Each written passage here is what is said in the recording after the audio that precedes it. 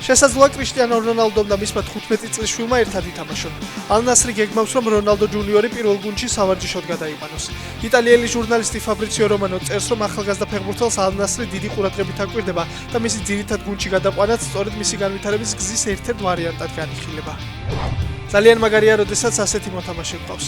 ლუის ენრიკე ხვიჩა კვარაცხელიას კიდევ ერთხელ აქებს. მისი თქმით, კვარა მებრძოლი სულის მოთამაშეა, რომელიც ბურთით თამაშის დროს მაყურებელზე დიდ გავლენას ახდენს.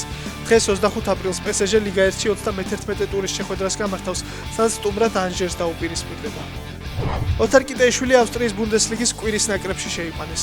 ქართველი პრესტიჟულმა გამოცემას SofaScore-მა 7.8 ქულით შეაფასა და კვირის საუკეთესო 11 ელში გამოარჩია.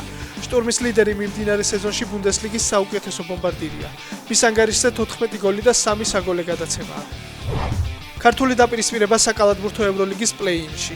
მანუჩარ მარკოიშვილის მიერ გაწვრთნილმა მონაკომ თორნიკე შენგელიას ბარსელონა 79-70 დაამარცხა და პლეი-ოფში გავიდა.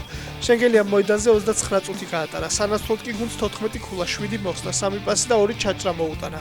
ბარსელონა ევროლიგის პლეი-ოფის მიღმა 2018 წლის სეზონის შემდეგ პირველად დარჩა. მონაკო მეოთხე ფინალში ბერძნულ ოლიმპიაკოსს დაუპირისპირდება.